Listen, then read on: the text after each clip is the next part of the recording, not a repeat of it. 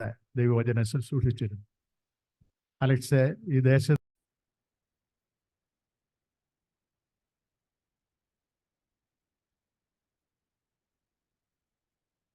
വീണ്ടും വരുന്നവനായ യേശു ക്രിസ്തുവിൻ്റെ നിസ്തുല്യ നാമത്തിൽ നിങ്ങൾക്ക് ഏവർക്കും എൻ്റെ സ്നേഹവന്ദനം. എന്നെ സ്വാഗതം ചെയ്ത നല്ല വാക്കുകൾക്കായി നന്ദി പറയുന്നു. പ്രിയ Baby Kuttichayan, MJ Thomas uncle, രാജനങ്കിൾ, സജി ബ്രദർ, തോമസ് കുട്ടിച്ചായൻ, പ്രിയ ഗായക സംഘ മെമ്പേഴ്സ്, അതിൻ്റെ ലീഡേഴ്സ്, ഇതുമായി ബന്ധപ്പെട്ടവർ എല്ലാവരോടുമുള്ള നന്ദി ഞാൻ ദൈവനാമത്തിൽ അറിയിക്കുന്നു. കർത്താവിൻ്റെ ഒരു വലിയ സാക്ഷിയായി വീണ്ടും അനുഗ്രഹിക്കപ്പെട്ട ഈ കൂട്ടായ്മയുടെ മധ്യത്തിലായിരിക്കാൻ സ്വർഗം സഹായിച്ചത് ഓർത്ത് ഞാൻ ദൈവത്തെ സ്തുതിക്കുകയാണ്. ഒരിക്കൽ ഒരു സുവിശേഷ പ്രസംഗകൻ വചനഘോഷണത്തിനായി സ്റ്റേജിൽ കയറി പ്രസംഗിക്കാനായി നിൽക്കുമ്പോൾ അദ്ദേഹത്തിൻ്റെ 5 വയസ്സ് മാത്രം പ്രായമായ മകൻ സ്റ്റേജിൻ്റെ മുമ്പിൽ വന്ന് മുട്ടുകുത്തി. അവൻ പ്രാർത്ഥിച്ചു. കടന്നു വന്ന വിശ്വാസ സമൂഹം മുഴുവൻ ഇപ്രകാരം പറഞ്ഞു: ഈ ദൈവദാസൻ അനുഗ്രഹിക്കപ്പെട്ട ഒരു വ്യക്തി ജീവിതം അത്രേ. മകന്റെ പ്രാർത്ഥന എന്താണെന്ന് അറിയുവാനായി ഈ ക്യൂരിയോസിറ്റി എല്ലാവർക്കും ഉണ്ടല്ലോ. ഒരു വിശ്വാസി എഴുന്നേറ്റ് ചെന്ന് ഈ മകന്റെ അടുത്ത് ചെന്ന് മുട്ടുകുത്തി. ആ മകൻ ഇങ്ങനെയാണ് പ്രാർത്ഥിച്ചത്: ഈശോ അപ്പച്ച, എൻ്റെ അപ്പായെ ഒരടി താഴ്ത്തണേ. ഈശോ അപ്പച്ച, എൻ്റെ മകനെ, എൻ്റെ അപ്പനെ ഒരടി താഴ്ത്തണേ. അടുത്തിരുന്ന വിശ്വാസിക്ക് ഒന്നും മനസ്സിലായില്ല. നമുക്കെന്തെങ്കിലും മനസ്സിലായോ? മീറ്റിംഗ് ഒക്കെ കഴിഞ്ഞപ്പോ ഈ മകനെ വിളിച്ചിട്ട് വിശ്വാസി ചോദിച്ചു: മോനെ, നീ എന്താ അങ്ങനെ പ്രാർത്ഥിച്ചത്? നിന്റെ അപ്പനെ ഒരടി താഴ്ത്തണേ എന്ന്.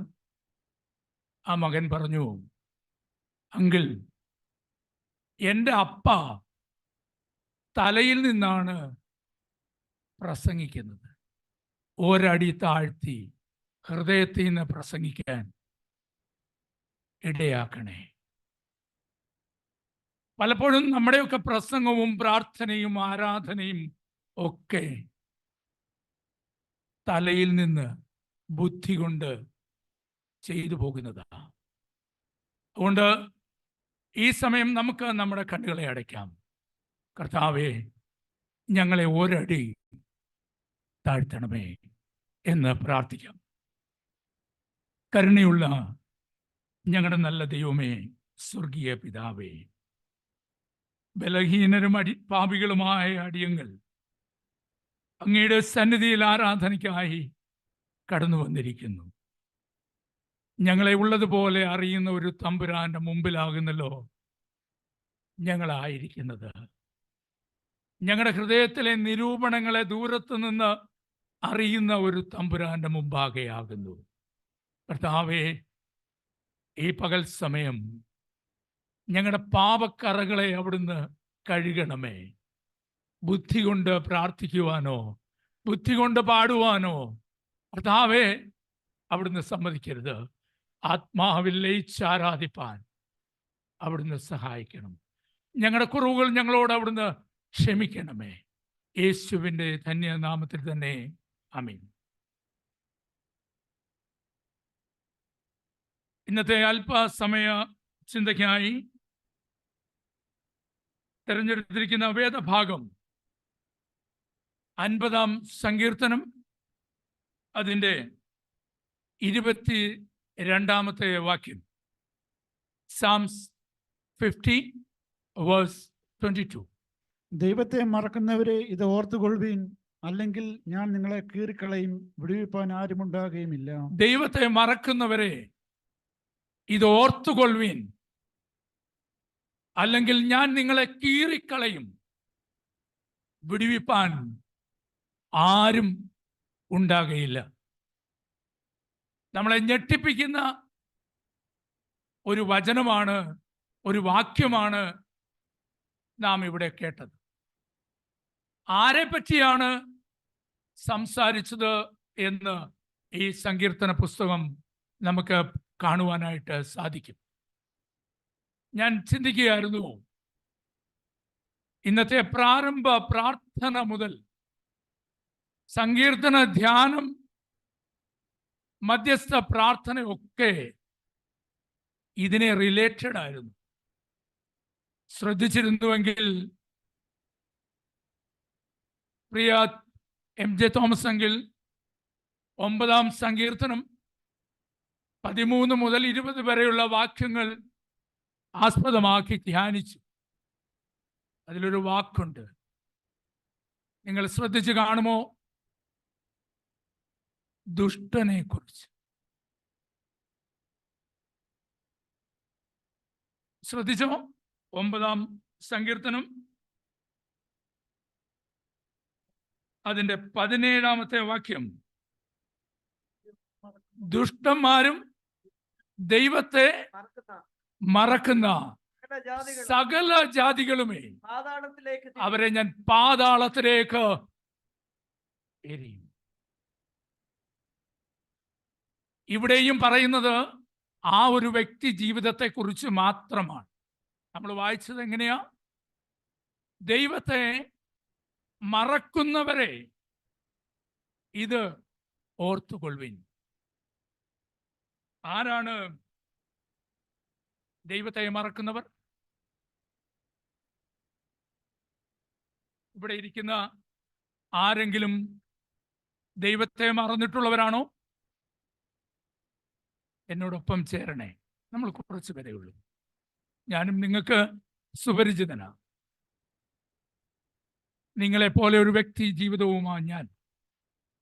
തമ്മിൽ നമ്മൾ സംസാരിക്കുമ്പോൾ എൻ്റെ കുറവുകളെ കാണുവാൻ എനിക്ക് സാധിക്കും. നമ്മുടെ കുറവുകളെ കാണുവാൻ ദൈവം തമ്പുരാൻ നമ്മെ സഹായിക്കും. നമ്മുടെ ദൈനംദിന ജീവിതത്തിൽ തിരക്കുകൾ വർദ്ധിക്കുമ്പോൾ പലതും നാം മറക്കാറുണ്ട്. മറക്കാത്ത വ്യക്തി ജീവിതങ്ങൾ ആരാ ഉള്ളത്? പല കാര്യങ്ങളും നാം മറന്നു പോകാറുണ്ട്. മനുഷ്യനൊരു കുഴപ്പമുണ്ട്. അത് പ്രത്യേകിച്ച് കുടുംബജീവിതങ്ങളിലുള്ളവരോടൊക്കെ ചോദിച്ചാൽ അറിയാം. മറക്കേണ്ട കാര്യങ്ങൾ ഓർത്തിരിക്കുകയും ഓർക്കേണ്ട കാര്യങ്ങൾ മറന്നു പോവുകയും ചെയ്യുന്ന ജീവിതത്തിൻ്റെ വക്താക്കളാണ് ഞാനും നിങ്ങളും. എന്നാൽ തമ്പുരാൻ നമ്മെ ആക്കി വെച്ചിരിക്കുന്നത് ഒരിക്കലും മറക്കുവാൻ കഴിയാത്ത തരത്തിലുള്ള ഒരു ബന്ധമാണ്. എന്ത് ബന്ധമാ? കൊമ്പിന് മുന്തിരിവള്ളിയിൽ വസിച്ചിട്ടല്ലാതെ ഫലം പുറപ്പെടുവിക്കുവാൻ കഴിയാത്തതുപോലെ നാം തമ്പുരാനിൽ വസിച്ചിട്ടില്ല എങ്കിൽ ഫലം പുറപ്പെടുവിക്കുവാൻ സാധിക്കുകയില്ല. എപ്പോഴൊക്കെയാണ് നാം ദൈവത്തെ മറക്കുന്നത്? ഏത് അവസരങ്ങളിലാണ് ഞാൻ ദൈവത്തെ മറന്നു കളയുന്നത്? പറയാമോ?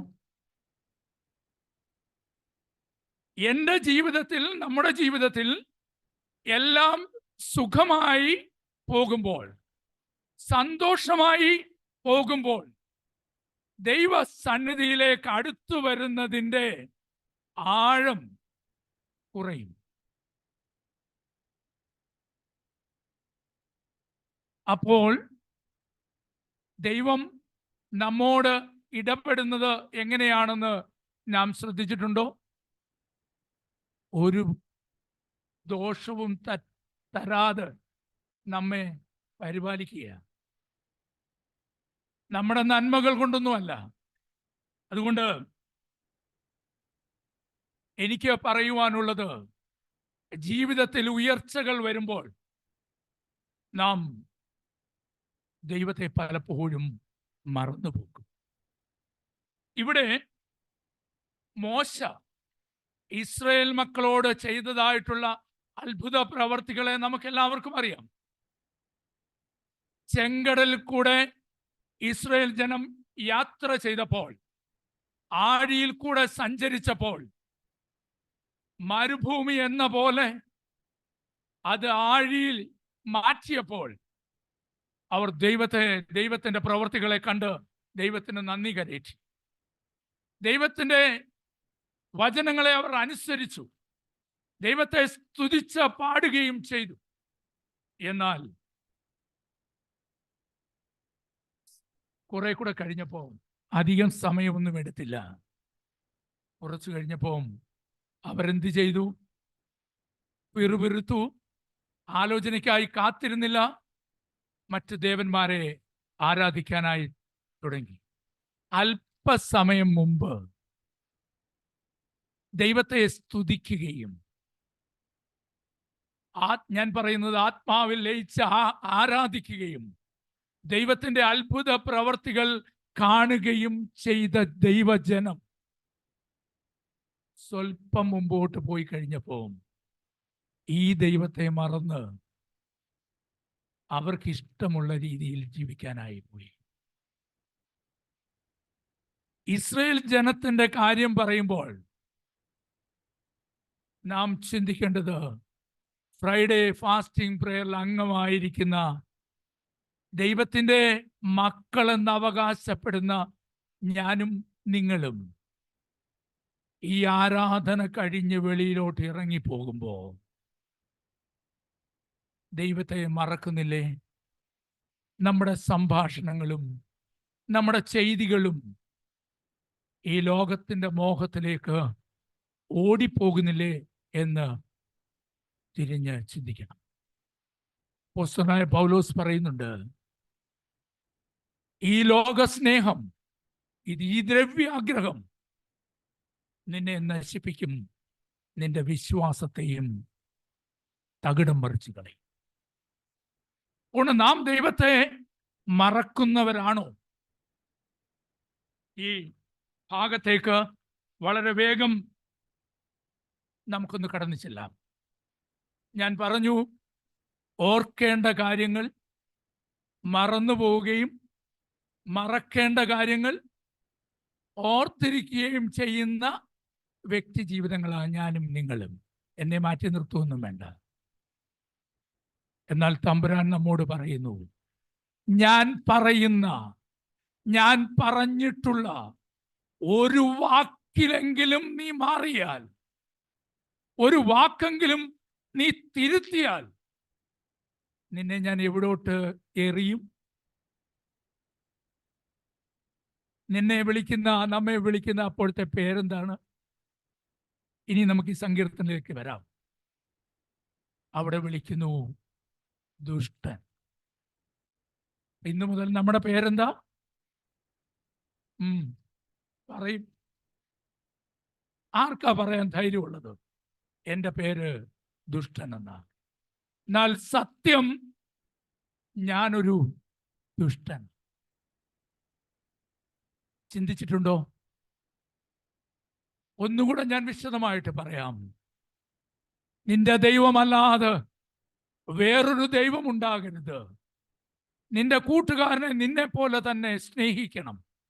ദൈവം തമ്പുരാൻ പറഞ്ഞ ഈ ഒരു 2 കൽപ്പന, 2 അനുസരിക്കാൻ എനിക്കോ നിങ്ങൾക്കോ സാധിച്ചിട്ടുണ്ടോ?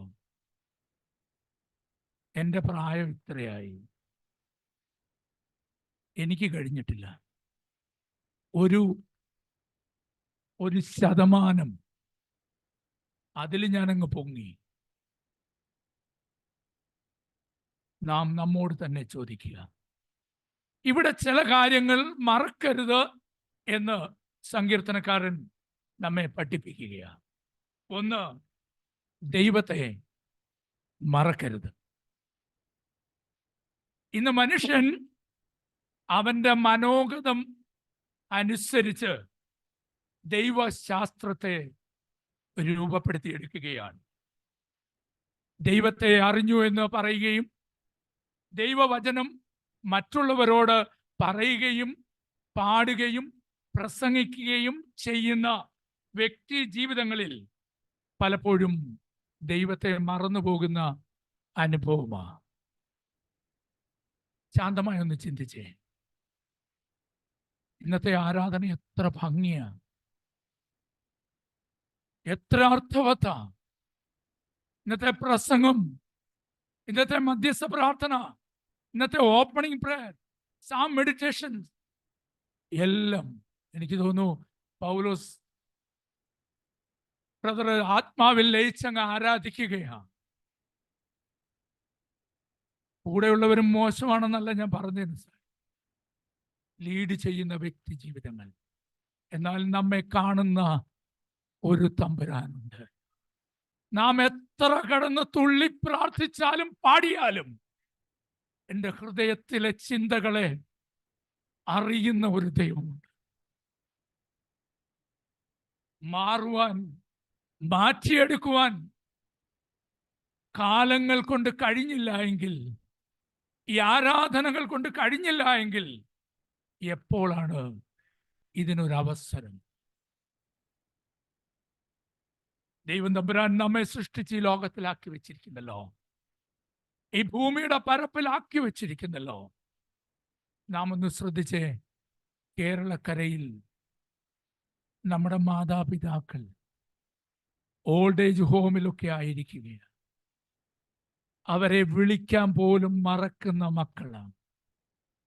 ജനിപ്പിച്ച മക്കളെ അവർ കണ്ണുനീരോടെ കാണുമ്പോൾ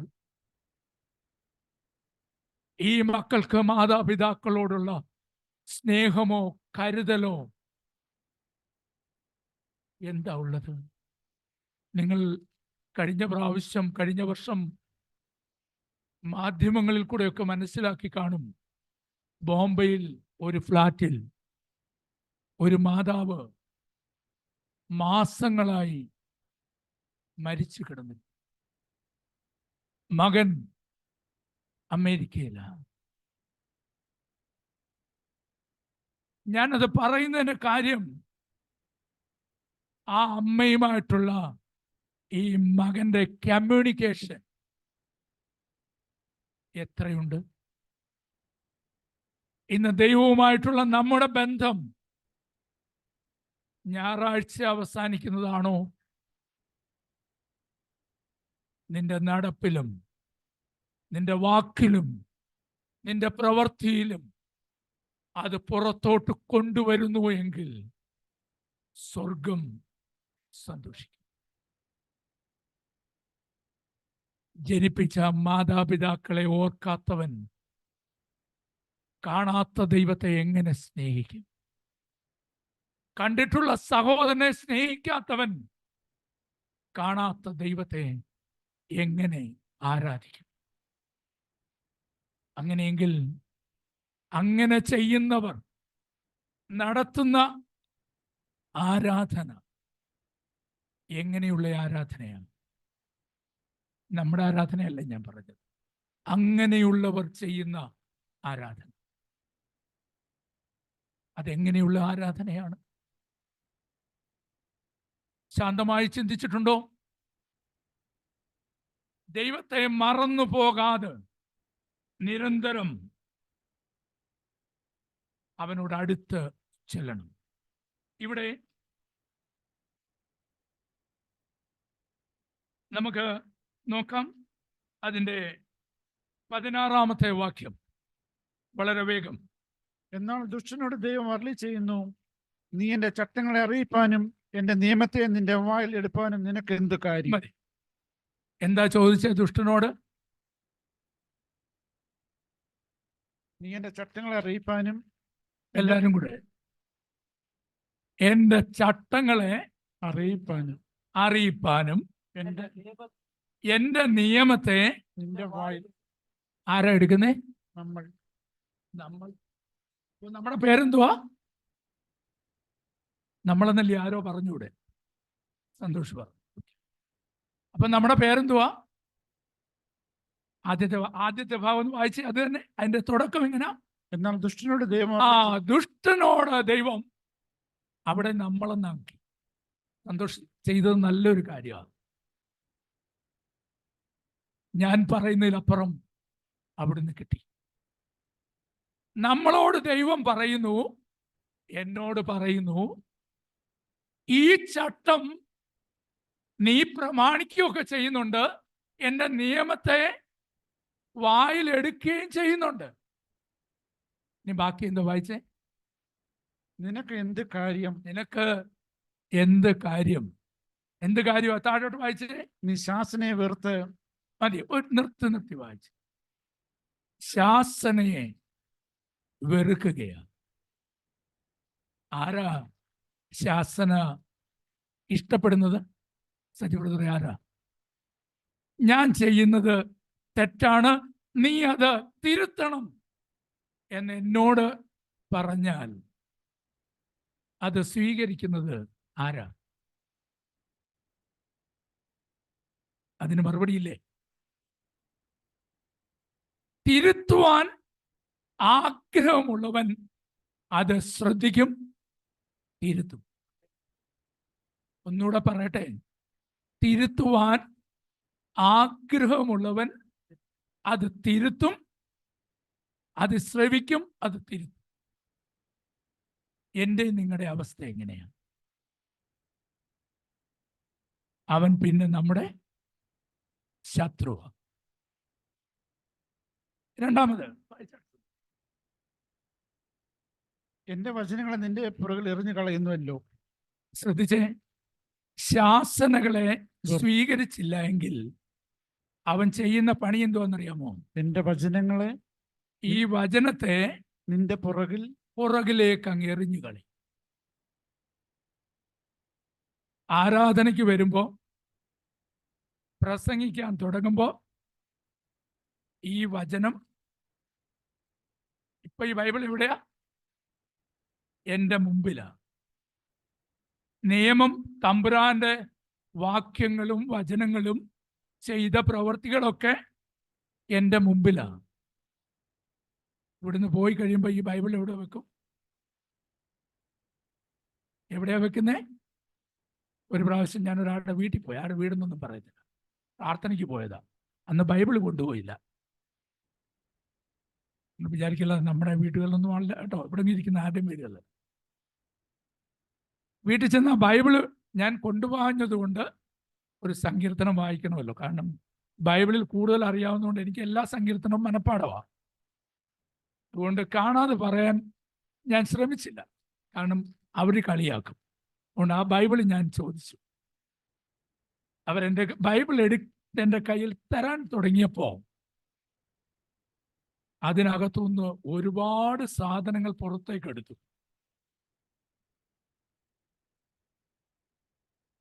വളരെ ഭദ്രമായി സൂക്ഷിക്കേണ്ട വസ്തുതകൾ, സൂക്ഷിക്കേണ്ട ഒരു സ്ഥലമായി ബൈബിൾ രൂപാന്തരപ്പെട്ടു. നമ്മുടെയൊന്നും ഭവനങ്ങളിൽ അങ്ങനെ ഉണ്ടാകില്ല. കാരണം ബൈബിൾ ഒത്തിരിയുണ്ട്. ഏത് ബൈബിളിൽ ആ സാധനം ഇരിക്കുന്നതെന്ന് കണ്ടുപിടിക്കാൻ ഇച്ചിരി ബുദ്ധിമുട്ടാണ്. അപ്പന്, അമ്മയ്ക്ക്, മക്കൾക്ക് നല്ല കാര്യം തന്നെ. അപ്പൻ്റെ ബൈബിൾ അമ്മ തൊടത്തില്ല, അതേ തൊടാൻ പാടില്ല. അതിൽ വരച്ചു വെച്ചിരിക്കുന്ന ഒന്നും അനക്കാൻ പാടില്ല. അങ്ങനെയൊക്കെയുള്ള സംഗതികളുണ്ട്. എന്നാൽ ദൈവത്തെ മറന്നു കളഞ്ഞ് ഇതുപോലുള്ള ചില പ്രകടനങ്ങൾ നാം കാട്ടുന്നില്ലേ എന്ന് തിരിഞ്ഞ് ചിന്തിക്കണം. ഇന്നത്തെ ആത്മീക മണ്ഡലങ്ങളിൽ ഇതുപോലെയുള്ള തിരുത്തലുകൾ ചെയ്യാത്ത, ശാസന ഇഷ്ടപ്പെടാത്ത ആത്മീക നേതാക്കന്മാർ, സഭയ്ക്ക് നേതൃത്വം കൊടുക്കുന്നവർ അനേകരാണ്. ഞാൻ ഈ കഴിഞ്ഞ ഒരു ദിവസം, അത് ഇവിടെയുള്ള ഒരാളാ, പേര് പറയുന്നില്ല, ഞാൻ ഒരു ദൈവദാസനോട് സംസാരിച്ചപ്പോൾ എന്നോട് പറഞ്ഞത്, സഹോദര, ഇന്ന് പള്ളി പോകാൻ പോലും മടിയാണ്. അവിടെ എന്താണ് നടക്കുന്നതെന്ന് പോലും അറിയില്ല.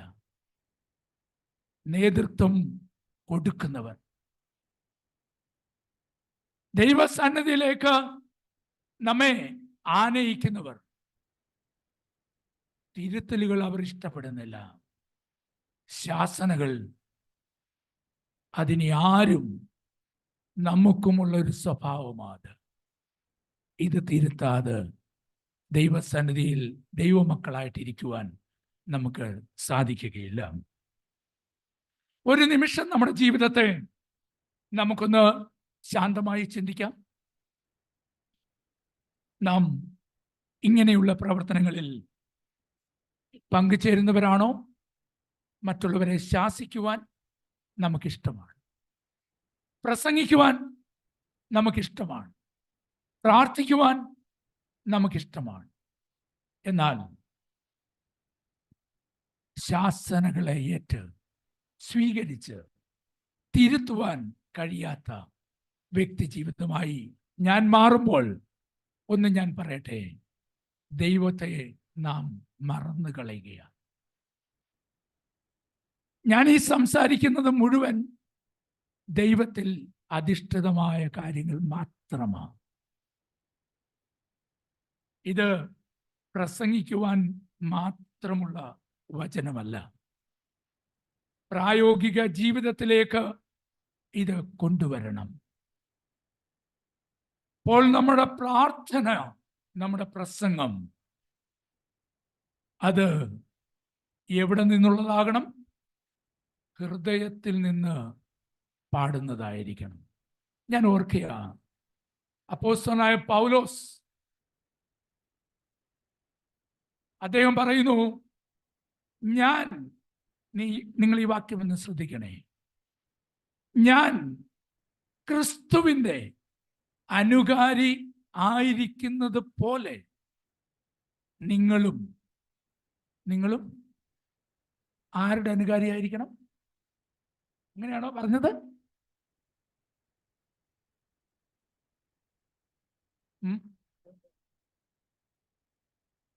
ഞാൻ 1 കൊരിന്ത്യർ 11-ാം അധ്യായം അതിൻ്റെ 1-ാമത്തെ വാക്യം വായിച്ചാണ്.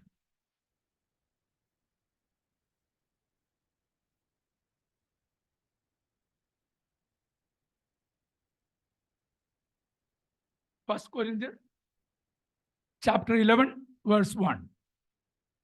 ഞാൻ ക്രിസ്തുവിന്റെ അനുകാരി ആയിരിക്കുന്നത് പോലെ നിങ്ങളും എന്റെ അനുകാരി. മതി. ആരുടെ അനുകാരി ആയിരിക്കണമെന്നാ പറഞ്ഞേ? എന്റെ. ആരുടെ?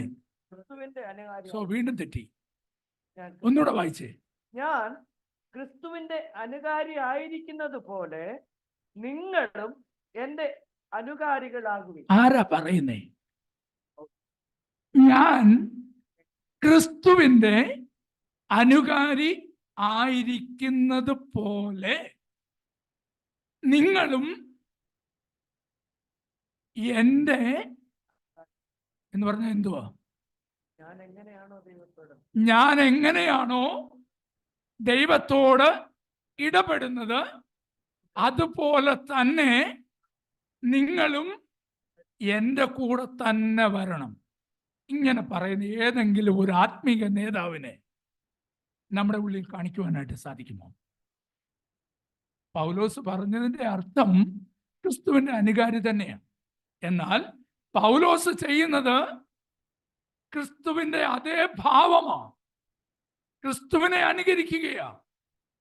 ജീവിതത്തിൽ ദർശനം വന്നു കഴിഞ്ഞപ്പോൾ, രൂപാന്തരം വന്നു കഴിഞ്ഞപ്പോൾ ക്രിസ്തുവിനെ അനുകരിച്ച പിന്നെ അദ്ദേഹത്തിൻ്റെ യാത്ര ആ പൗലോസ് പറയുന്നു, നിങ്ങൾ എന്നെ അനുകരിക്കണം. സജി ബ്രദറെ, നാളെ തൊട്ട് എന്നെ അനുകരിക്കണം. ചെയ്യുവോ? പറഞ്ഞു. സജി ബ്രദറിനെ വിളിച്ചാൽ കൂടുതൽ അടുപ്പമുള്ളത് കൊണ്ടാട്ടോ.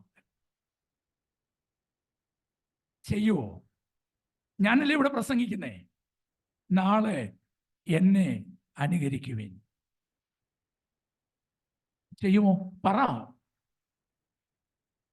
പറഞ്ഞാലും കുഴപ്പം, പറഞ്ഞില്ലേലും കുഴപ്പം. സന്തോഷം. എന്നെ അനുകരിക്കുമോ? എന്നെ അനുകരിക്കാൻ ചെയ്യും. ഞാൻ ചെയ്യുന്ന ഇപ്പോഴത്തെ ഈ പ്രവൃത്തി ചെയ്യാനല്ല പറഞ്ഞത്. ഒരുപക്ഷെ എന്നെക്കാട്ടി നല്ലവണ്ണം പ്രസംഗിക്കുകയും പാടുകയും ആരാധിക്കുകയും ചെയ്യുമായിരിക്കാം. പക്ഷെ എന്നെ അനുകരിക്കാൻ കഴിയുമോ? പൗലോസ് പറയുന്നു, നിങ്ങൾ എന്നെ അനുകരിപ്പീൻ. ഞാനൊന്ന് ചോദിക്കട്ടെ, ഇത്രയും നാള് നമുക്ക് നേതൃത്വം നൽകിയ ബിഷപ്പുമാർ, ഞാൻ ആരെയും കുറ്റം വിധിക്കുകയല്ല, സഭാ നേതൃത്വങ്ങൾ, ആത്മീയ നേതാക്കന്മാർ, ഒരാൾക്കെങ്കിലും പറയുവാൻ കഴിയുമോ, ഞാൻ ക്രിസ്തുവിന്റെ അനുകാരി ആയിരിക്കുന്നത് പോലെ നിങ്ങൾ എന്നെ അനുകരിപ്പീൻ? കാരണം ക്രിസ്തുവിന് ഇഷ്ടമില്ലാത്തതൊന്നും ഞാൻ ചെയ്യുന്നില്ല. ക്രിസ്തുവിന് ഇഷ്ടമല്ലാത്ത ഒന്നും ഞാൻ പ്രവർത്തിക്കുകയില്ല. പറയുവാൻ തൻ്റെ ഇടമുള്ള എത്ര പേരുണ്ട്? ഏത് അച്ഛന് പറയാം? ഏത് ഉപദേശിക്ക് പറയാൻ പറ്റും? ഏത് അലക്സിന് പറയാൻ പറ്റും? ഏത് പൗലോസിന് പറയാൻ പറ്റും? അങ്ങനെ ഒരു നേതാവ് നമ്മുടെ മധ്യത്തിലുണ്ടോ? ഇനി ഞാൻ ഒറ്റ ചോദ്യം, അങ്ങനെയാണെങ്കിൽ പിന്നെ നമ്മുടെ ഈ നടപ്പും പ്രവൃത്തിയും കൂടിവരവും എന്തു മാറ്റമാ നമ്മളിൽ വരുത്തിയത്? ബൈബിളിലെ വാക്യങ്ങൾ എടുത്ത് ഘോരഘോരം പ്രസംഗിക്കുന്നതിനേക്കാൾ ഉത്തമം ദൈവം ചെയ്ത പ്രവർത്തികളെ മറന്നു പോകാതെ, ദൈവത്തെ മറക്കാതെ ദൈവസ്നേഹത്തിൽ ജീവിക്കുവാനായിട്ട് നമുക്ക് കഴിയണം. നാളെ തൊട്ടൊന്ന് ശ്രമിക്കുമോ? ഞാൻ ക്രിസ്തുവിൻ്റെ അനുകാരിയായിരിക്കുന്ന പോലെ എന്നെ കാണുന്നവർ മറ്റുള്ളവരോട് പറയുവാൻ എനിക്ക് സാധിക്കും. ഇല്ല എങ്കിൽ ഞാൻ പറയുന്നു, കപടഭക്തിക്കാരാ, നീ കിണ്ടികിണ്ണങ്ങളുടെ പുറം വെടുപ്പാക്കുക മാത്രമാ ചെയ്യുന്നത്. ഉള്ളിൽ കാപട്യം നിറഞ്ഞ ഭക്തി, ഒരാത്മാർത്ഥതയുമില്ലാത്ത ആരാധന, ഒരാത്മാർത്ഥതയുമില്ലാത്ത പ്രാർത്ഥന, അത് എന്നോട് തന്നെയാ ഈ പകൽ സമയം ചോദ്യം ചെയ്യുന്നതെന്ന് മനസ്സിലാക്കണം. ദൈവത്തെ മറക്കരുത്. രണ്ടാമതായി ഓടി ഞാൻ പറഞ്ഞു പോകട്ടെ, ദൈവപ്രവർത്തികളെ മറന്നു പോകരുത്. ദൈവം നമുക്ക് നന്മകൾ ചെയ്തിട്ടുണ്ടോ? ഉണ്ട്. നന്ദി നാം കരേറ്റി വരുമാ. അവന്റെ പ്രവർത്തികളെ മറന്നു പോകരുത്.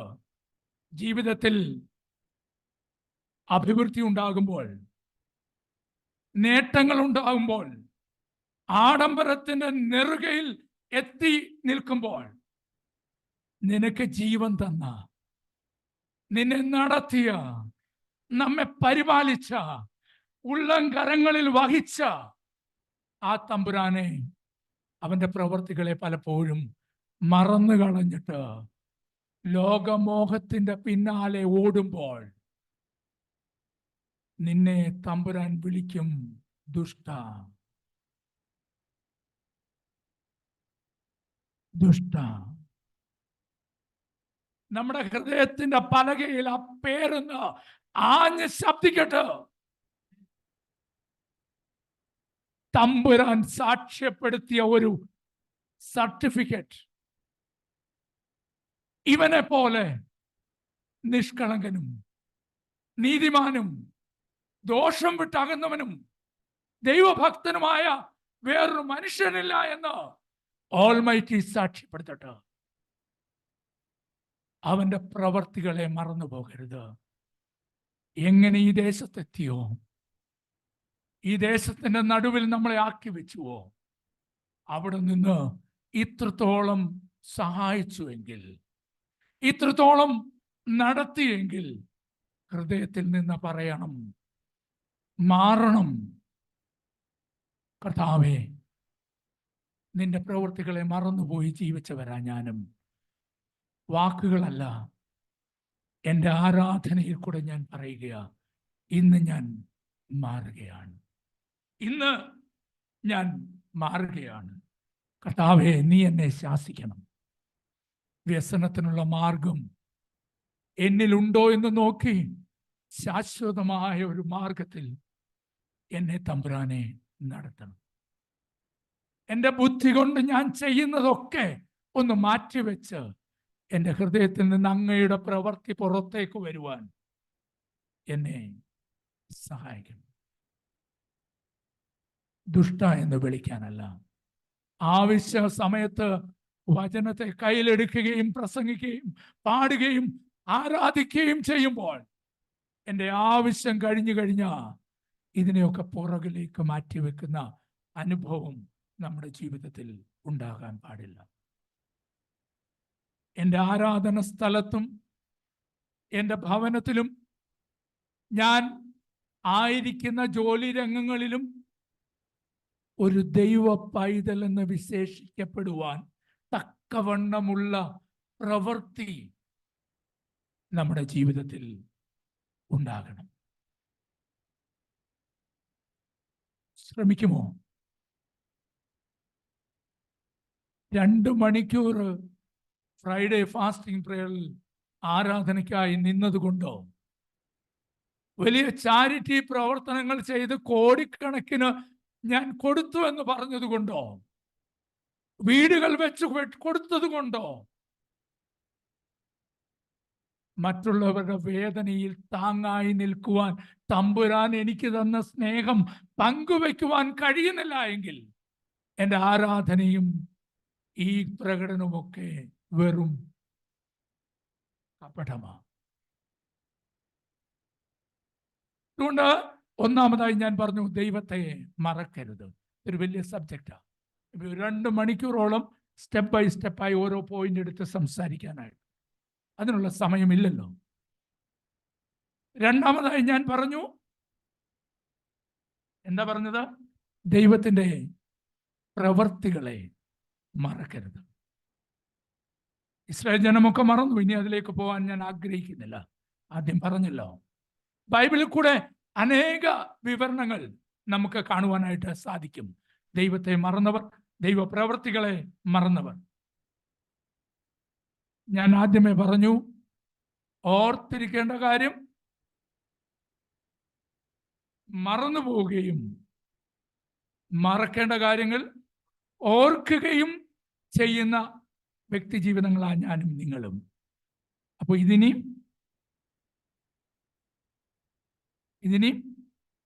മറക്കരുത്, ഇതിനെയും മറക്കരുത്. ഓർക്കുവോ? മറക്കരുതെന്ന് പറഞ്ഞതിൻ്റെ മറുഭാഗം എന്തുവാ? ഓർക്കണമെന്നുള്ളതാ, അല്ലേ? അപ്പം നമ്മൾ എന്തോ ചെയ്യും?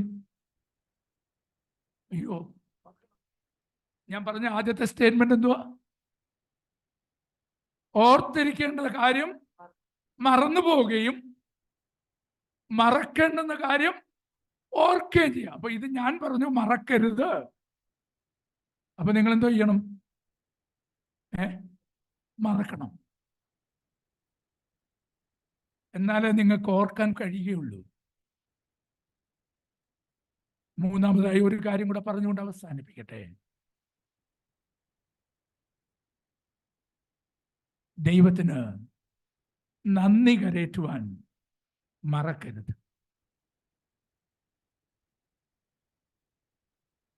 നമ്മൾ 50ക്ക് തീർക്കാവില്ല.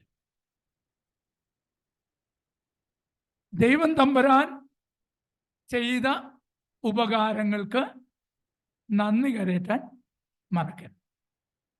ഞാൻ സജി ബ്രദർ നമ്മൾ ക്ലോസ് ആയതുകൊണ്ട് കേട്ടോ, സജി ബ്രദറിനോടൊരു കാര്യം ചോദിച്ചോട്ടെ. പ്രാർത്ഥനയ്ക്ക് ലീഡ് ചെയ്യുമ്പോൾ ഇതുപോലൊരു നന്ദി കരേറ്റുന്ന ഒരു അനുഭവമാണെങ്കിൽ ബൈബിളിൽ നിന്ന് ഏത് വാക്യമാണ് ആദ്യം എടുത്ത് പ്രയോഗിക്കുന്നത്? എൻ്റെ വാക്ക് ശ്രദ്ധിക്കണം. ആഴമായ ആശയങ്ങൾ അതിൽ ഉൾക്കൊള്ളുന്നുകൊണ്ടാണ് പ്രയോഗിക്കുക എന്ന് പറഞ്ഞത്. ഏത് വാക്യമായിരിക്കും? ഇംഗ്ലീഷിൽ പറഞ്ഞാലും മതി, എനിക്കറിയത്തില്ല. മലയാളത്തിൽ ആരെങ്കിലും ട്രാൻസ്ലേറ്റ് ചെയ്യും.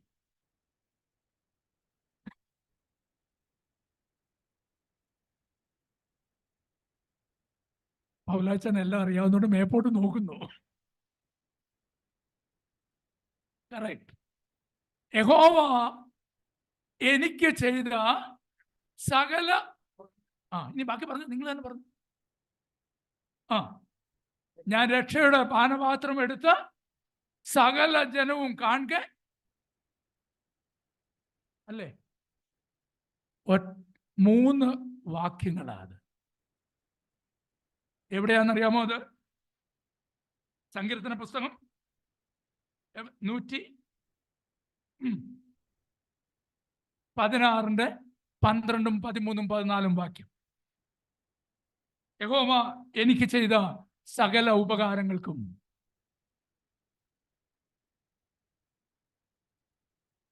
സന്തോഷ് മൈക്ക് എടുത്തുന്നു, ഒന്നുകൂടെ പറഞ്ഞു. യഹോവേ എനിക്ക് ചെയ്ത സകല ഉപകാരങ്ങൾക്കും ഞാൻ അവന് എന്ത് പകരം കൊടുക്കും? ഞാൻ രക്ഷയുടെ പാനപാത്രം എടുത്ത് യഹോവയുടെ നാമം വിളിച്ചപേക്ഷിക്കും. ഓക്കെ, സന്തോഷേ, എന്തോ എടുത്തു പറയുമെന്നാ പറഞ്ഞിരുന്നു. എന്തോ അത്? യഹോവ എനിക്ക് ചെയ്ത ഉപകാരം ആദ്യത്തെ. രണ്ടാമത്തെ എന്തുവാ?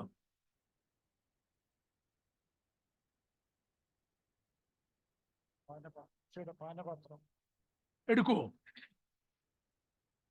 കുറച്ചെടുക്കും. എന്തുവാ അത്? അയ്യോ, ആത്മാവിൽ ലയിച്ച് പാടുന്നവരും പ്രാർത്ഥിക്കുന്നവരും ഒക്കെയാ. ഞാൻ യഹോവ എനിക്ക് ചെയ്ത ഉപകാരങ്ങൾക്ക് ഞാൻ എന്ത് പകരം നൽകും? ഞാൻ രക്ഷയുടെ പാനപാത്രം എടുത്ത്, കർത്താവ് പറഞ്ഞു, കഴിയുമെങ്കിൽ ഈ പാനപാത്രം എന്നിൽ നിന്ന് നീക്കണമെങ്കിലും. തമ്പുരാൻ പിന്നെയും പറഞ്ഞു, ഈ പാനപാത്രം കുടിക്കാൻ നിങ്ങൾക്ക് കഴിയുകയില്ല. എന്തോ അപ്പം നമ്മൾ നന്ദി പറയുന്നത്? പ്രാർത്ഥിച്ചു, മറ്റുള്ളവർ കേൾക്കുകയും ചെയ്തു. അയ്യോ, എന്തോ പ്രാർത്ഥന! എന്തർത്ഥം വെച്ചാ പ്രാർത്ഥിച്ചേ? എന്നാൽ നന്ദി കരയറ്റുന്നതിന് ചില മാനദണ്ഡങ്ങൾ ഞാൻ പറഞ്ഞുകൊണ്ട് നിർത്തുകയാണ്. ഒന്നാമതായി, ദൈവഭക്തിയുള്ള ജീവിതം നയിക്കണം. അതാ ദൈവത്തിന് പ്രസാദമായത്. ദൈവഭക്തിയുള്ള ജീവിതം. അപ്പം യഹോവ എനിക്ക് ഉപകാരം ചെയ്തിട്ടുണ്ട് എങ്കിൽ ഒന്നാമതായി ഞാൻ ചെയ്യേണ്ട നന്ദി പ്രകാശനം എന്ന് പറയുന്നത് കാണിച്ചു കൊടുക്കുകയാണ്. പ്രവൃത്തി പദത്തിൽ നിന്ന് കാണിച്ചു കൊടുക്കണം. അതെന്തായിരിക്കണം? ഒന്നാമതായി ഞാൻ പറഞ്ഞു, ദൈവഭക്തിയുള്ള ജീവിതം നയിക്കണം. രണ്ടാമതായി, നമ്മുടെ ശരീരം ജീവനുള്ള ബലിയായി സമർപ്പിക്കണം. അവിടെയാ പൂർത്തീകരണം ഉണ്ടാകുന്നത്. ഒറ്റ വാക്കിൽ തീർന്നല്ല, അയ്യോ എൻ്റെ കുഞ്ഞിനെ സൗഖ്യപ്പെടുത്തി, നന്ദി അപ്പാ. എന്നാൽ തമ്പുരാൻ ആഗ്രഹിക്കുന്നത് നീ പറയുന്ന നിന്റെ ഹൃദയം അത് ബലിയായി തീരണം. അത് ബലിയായി മാറണം. അവിടെയാണ് നന്ദിയുടെ പൂർത്തീകരണം സംഭവിക്കുന്നത്. മൂന്നാമത്, വിശുദ്ധിയും ദൈവത്തിന് പ്രസാദകരവുമായി ജീവിക്കണം.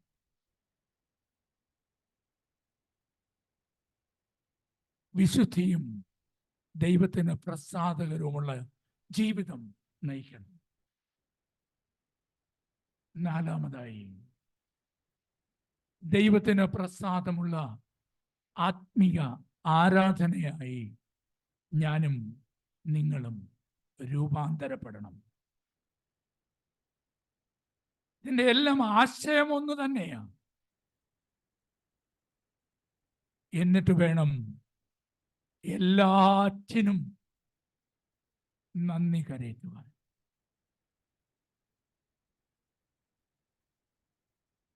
ഈ പ്രവർത്തികളൊന്നും എന്റെയും നിങ്ങളുടെയും ജീവിതത്തിൽ ഇല്ല എങ്കിൽ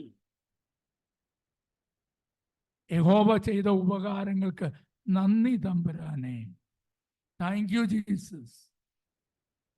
തമ്പുരാന് മനസ്സിലായി നീ ചെയ്യുന്നത് എന്നതാ.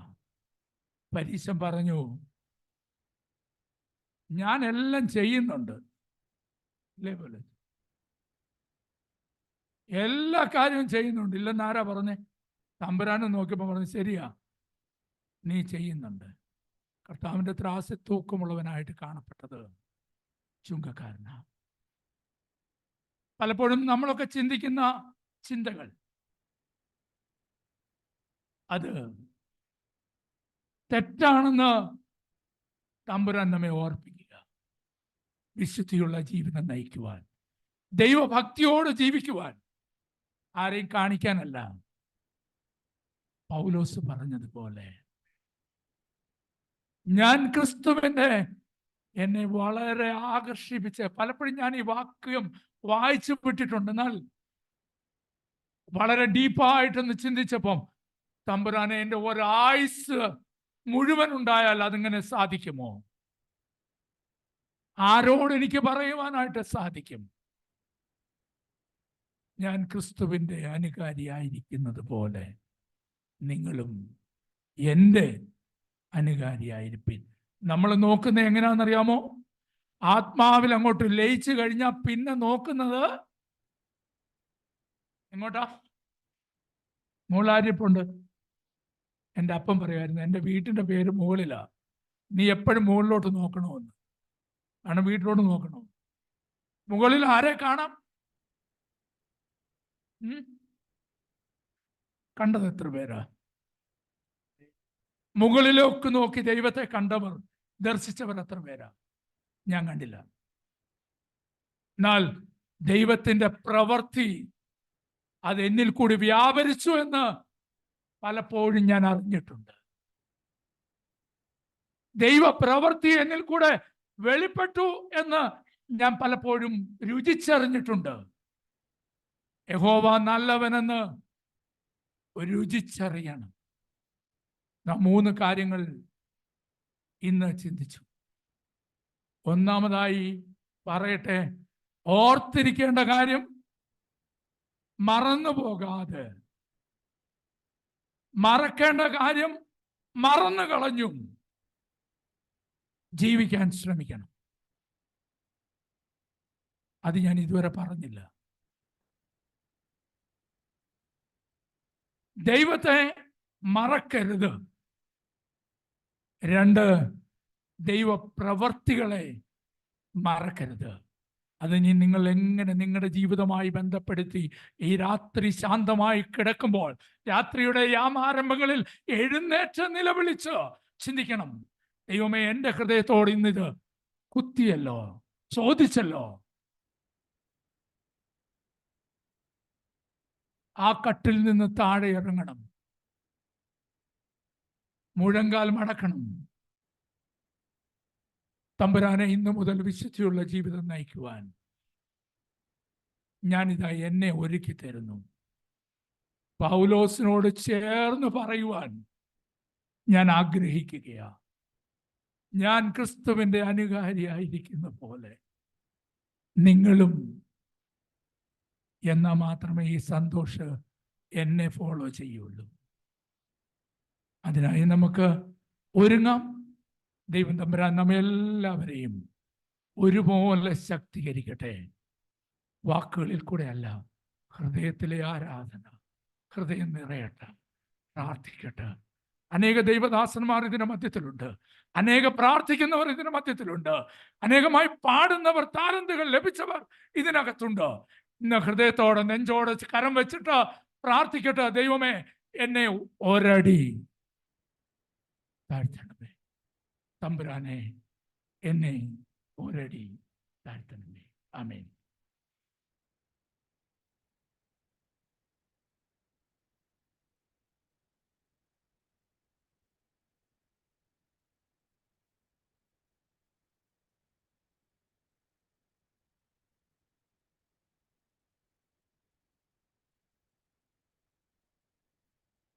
ദൈവനാമത്തിന് മഹത്വം ഉണ്ടായിരിക്കട്ടെ. 50-ാം സങ്കീർത്തനം 22-ാമത്തെ വാക്യം ആസ്പദമാക്കി നമ്മളെ മറക്കരുതാത്ത കാര്യങ്ങൾ സാധാരണ ജീവിതത്തിൽ ഇങ്ങനെ അങ്ങ് പോകുമായിരുന്നു. എന്നാൽ നമ്മുടെ ജീവിതത്തെ ഒന്ന് സ്പർശിക്കത്തക്കവണ്ണം ദൈവത്തെ മറക്കരുത്. ദൈവം ചെയ്ത ദൈവപ്രവൃത്തികളെ മറക്കരുത്. ദൈവത്തിന് നന്ദി കരയറ്റാൻ മറക്കരുത്. കൂടുതൽ വിവരിച്ച് പ്രിയ അലക്സ് നമ്മോട് സംസാരിച്ചല്ലോ. ഞാൻ അവിടെ ഇരുന്നപ്പോൾ ഓർക്കുകയായിരുന്നു, എത്രമാത്രം ദുഷ്ടൻ എന്ന് മാത്രം വിളിച്ചാൽ പോരാ, ദുഷ്ടൻ എത്ര ദുഷ്ടൻ എന്ന് വിളിച്ചാലും മതിയാകത്തില്ല. അതുപോലെ ജീവിതം ആയിട്ടുണ്ട്. എന്നാൽ ഇന്ന് നമുക്ക് ദൈവമാണ് ഈ ഒരു വചനം നമുക്ക് നൽകി തന്നെ നമ്മളെ തന്നെ ഒന്ന് പരിശോധിക്കത്തക്കവണ്ണം ദൈവം നമ്മോട് ഇടപെട്ടല്ലോ. ദൈവാത്മാവ് നമുക്ക് വചനം നൽകി തന്നതിനായിട്ട് സ്തോത്രം ചെയ്യാം. വചനം ശുശ്രൂഷിച്ച അലക്സിനെ ഓർത്ത് സ്തോത്രം ചെയ്യുന്നു. ദൈവം കൂടുതലായിട്ട് എടുത്ത് ഉപയോഗിക്കട്ടെ. അനുഗ്രഹിക്കപ്പെട്ട ശുശ്രൂഷ നിറവേറ്റുവാൻ ഈ ദേശത്തെ ദൈവം സഹായിക്കുമാറാകട്ടെ. പ്രാർത്ഥനയ്ക്കായി നമുക്ക് തലകളെ വണക്കാം. പ്രിയ തമ്പി ക്ലോസിംഗ് പ്രയർ ചെയ്യുന്നതായിരിക്കും.